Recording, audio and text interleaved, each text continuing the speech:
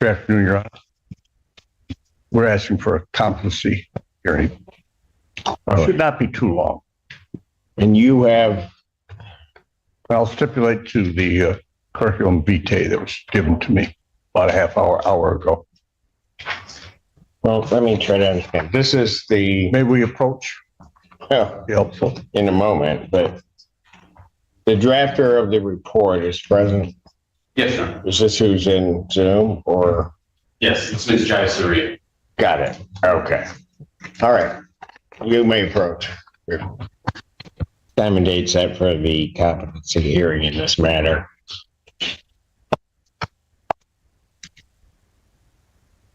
Kenneth Overwater, Assistant Prosecution.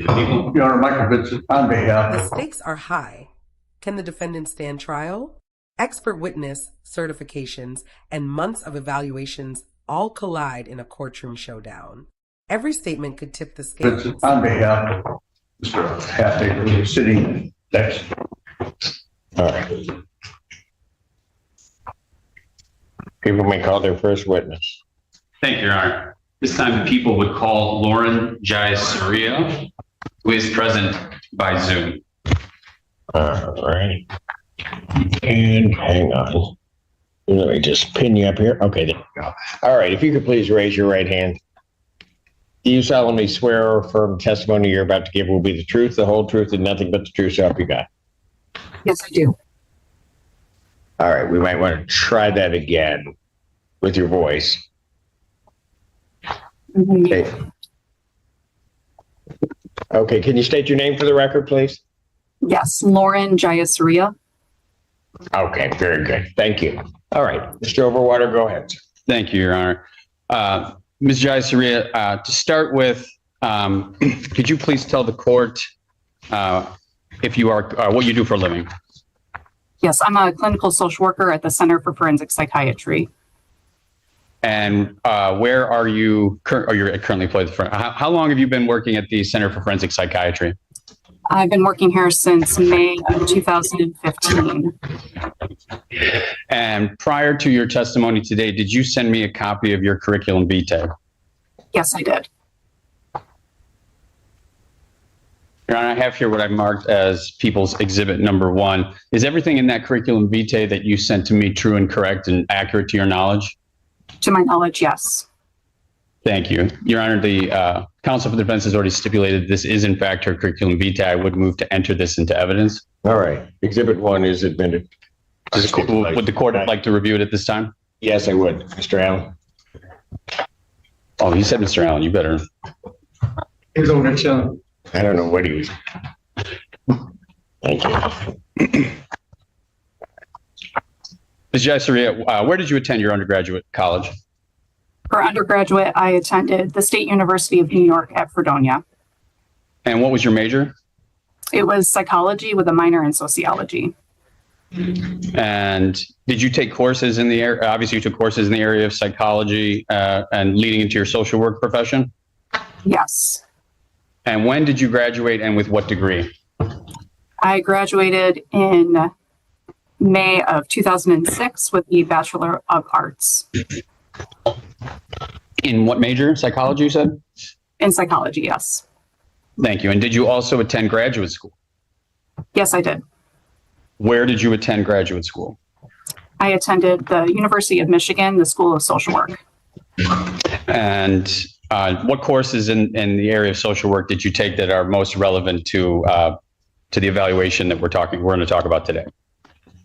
I took different courses related to individual, like interpersonal social work, so doing counseling, different therapy models, and also did a class that was going to focus more on diagnoses of mental conditions.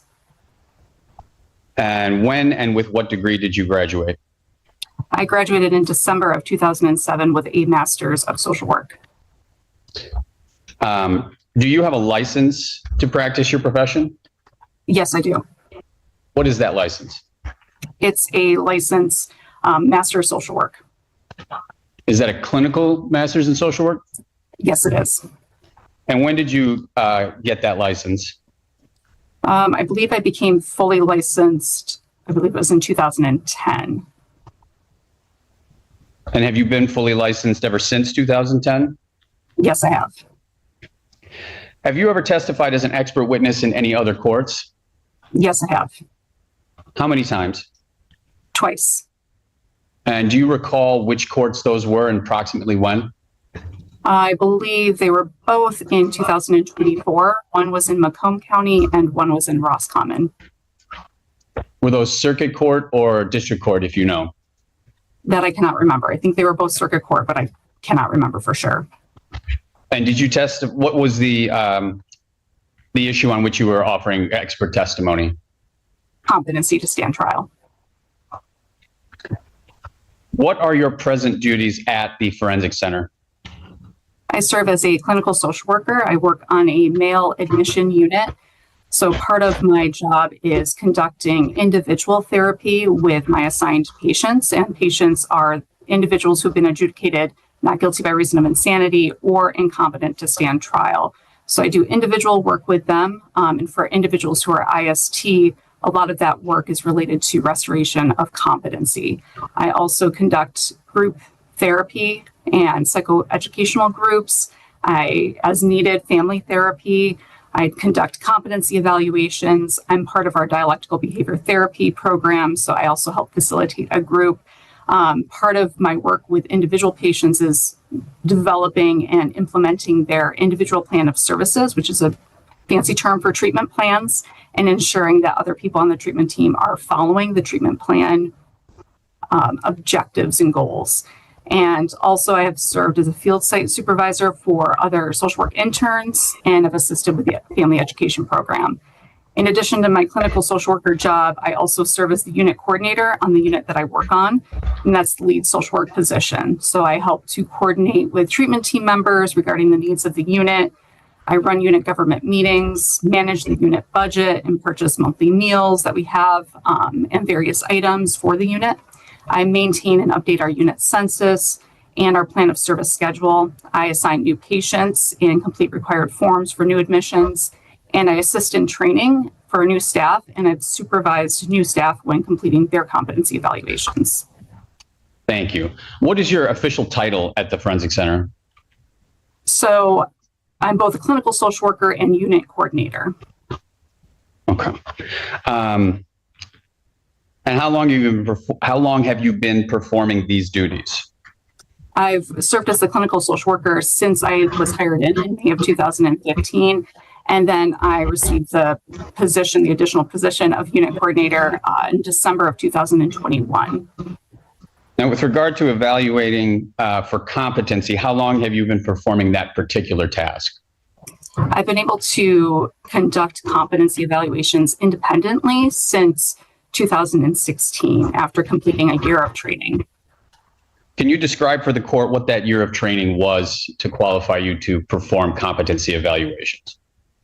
So during that year, there was a variety of different books and articles related to competency to stand trial that we were required to read. And then we had to attend small trainings and discussions about those readings and attend various other trainings in regards to competency. I had to view competency evaluations. So I was only required to view 5, but I viewed quite a few. I had to read competency reports, and then I had to conduct competency evaluations under supervision. I had to complete at least 5 under supervision. And then I had to watch mock trials. And our last part of that training is actually participating in a mock trial where we act as an expert witness. And who oversaw that training? So at that time, it was our social work director and my social work manager. In the course of the time that you have been in this role, how many competency evaluations have you done? I'm not sure of an exact number, but if I estimated, it would probably be around 80 to 90. And in the course of doing those competency evaluations, do you do them completely by yourself, or do you confer with other colleagues at the Forensic Center? So I conduct the evaluations by myself and I write the report by myself, but I do consult with the treatment team that's working with that same patient, get their observations, get their thoughts on the case, make sure I'm not missing anything, and making sure that I'm getting any pertinent information from them to form my opinion. And who are the people that are on the treatment team? So we have a variety of individuals. For clinical staff, we have psychiatrists, we have psychologists, we have nursing staff, we have other social work staff, we have recreational therapists, occupational therapists, we have our security staff as well. They're all part of the treatment team. And your curriculum vitae indicates that you are a certified forensic examiner. Yes. Can you explain to the court what that means? So that is after I completed that 1 year of training, I became the certified forensic examiner. So I'm allowed to do the competency evaluations independently. And who provided that certification? So it was technically the director of the Center for Forensic Psychiatry. And again, that was based on the training that you did. Correct. Your Honor, at this point, I would move to offer Ms. Jaisaria as an expert witness in the area of forensic, psychology and the ability to make, to do competency evaluations. All right, any objections from voir dire? I like the board here. All right.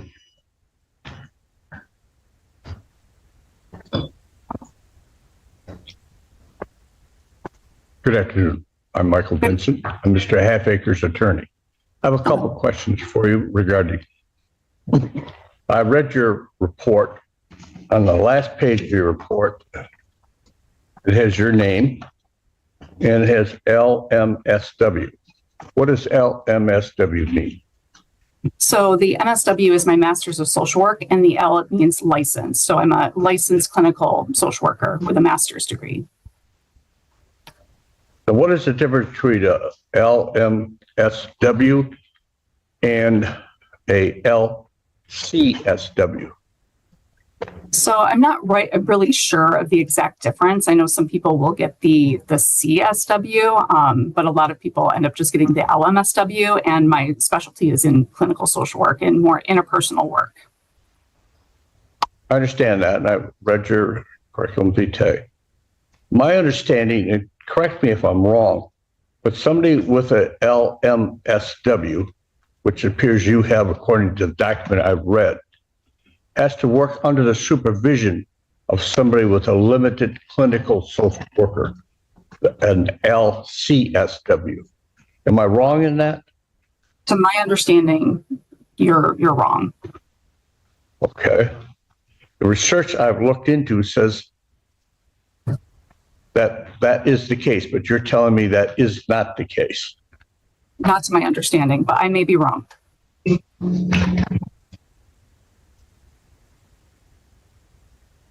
When you interviewed Mr. Halfacre, I'm not saying that it's right or wrong. I just want to make sure the evaluation is done correctly by a person qualified to do so. That's why I'm asking you these questions. And nothing personal against you. You seem to be understandable. Excellent. Yep. But you can't say for sure and whether or not a LMSW is qualified to do this unless they're supervised by LCSW.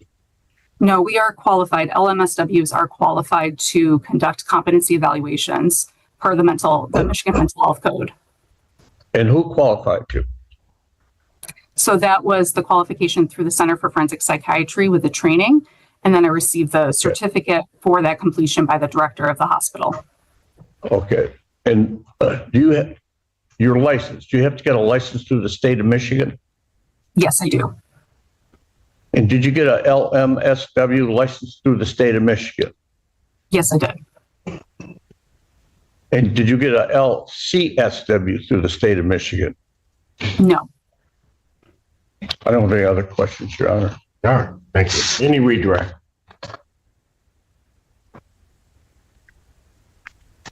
Is any licensed social worker qualified to do forensic or to do competency evaluations? To my understanding, yes, if they're a licensed master of social work. And then the additional training is above and beyond that? Correct. I have nothing further, Your Honor. All right. Anything else? Nothing else. All right. May this witness be excused? I'll stipulate that my client, in my respect, is competent to assist me in any further legal matters. You will stipulate to, As far as I'm concerned, he's competent. right, but you I don't didn't say have, correct. you don't have the degrees to No, I don't, but I'll, render that, but the report here, which I understand there's not an objection to the report, there may have been some objection or at least questioning of the qualifications to do the report and the evaluation, that this evaluation, the last evaluation that we have has rendered that or has indicated that Mr. Halfacre remains incompetent to stand trial. No, Your Honor. The I evaluation have a new evaluation. dated November 21st, 2025 opines that he is I now. need that report then, because I don't have it. The last report I have was received from October.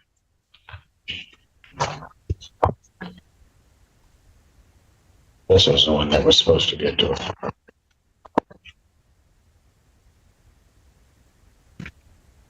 This was the one in November that is indicating he's no longer incompetent to stand trial, so that he is competent to stand trial. That is correct, Your Honor.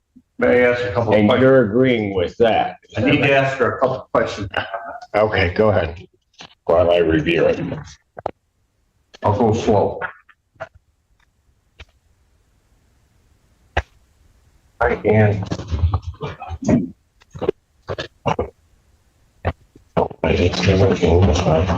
What was this? Could you read, ma'am? I can't pronounce your last name. Okay, Jaya.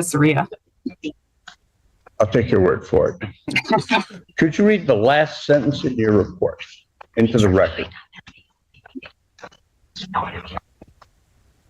In order to maintain Mr. Halfacre's current level of functioning, it is imperative that he continues his current medication regimen throughout the court proceedings. Do you feel the Forensic Center has any obligations once the court proceedings are over? Objection, Your Honor. Relevance. What is the relevance of that? Concern for my client and concern for his grandparents. Well, responsibility in terms of what? That he'll continue to take his medications. Is there a plan? Does anybody have an idea what's going on? Talking to him now, he's just a nice gentleman. But it took, I think, 3 months. He waited in jail for 8 months. And then 3 months at the Forensic Center. And he was medicated throughout that time. And he's now being medicated at the jail. Right. But what does that have to do with CFPs? I mean, you're asking whether they have some responsibility. Exactly. I may be wrong. If he were housed there, certainly they would have some responsibility, but I don't know why once released from there, why they would have any responsibility. If they don't, they don't. And I don't think that that's a relevant question regardless. I mean, because I don't think that's an issue here, quite frankly. So I'm going to sustain the people's All right. objection to that question. Any other questions regarding the report? And I've had a chance to go through the report. None. All right. Any other evidence to be offered regarding the findings? No, Your Honor. I would just ask that the court officially note that the report dated November 21st is made a part of the record. I will email a clean copy to Ms. Wheeling for the court's record. There is That's some fine. of my notes on there. It's interesting because the October 22nd one was received by the court, supposedly at least timestamped for November 4th. But this report we don't have, or at least is not in the file, let me put it that way. But as long as that is made a matter of the record, Your Honor, then I have no further evidence with regard to Mr. Halfacre's competency. Any other additional evidence on behalf of defense? Court, upon the review of the report, would find that at this time that Mr. Halfacre is indeed competent to stand trial, would specifically indicate, based upon a review of the report, that the defendant can understand the nature and objects of the proceedings against him and can rationally assist in his defense. Therefore, the defendant is deemed competent. I do need an order to that effect, counsel. Prepared and filed with the court. Having found him competent, what do you wish for me to set this for? You need a probable cause conference, John. PCC. Then I'll set a probable cause conference in this matter. I'll set it for the 8th, January 8th, 2026, 9 a.m. Urge your invite indicate. Defendant's bond will continue. What else is bond? But I took this report back in January. What do you have as this bond? Competency isn't just a word, it's the key to justice. One expert, one report, one decision can change the course of a case forever.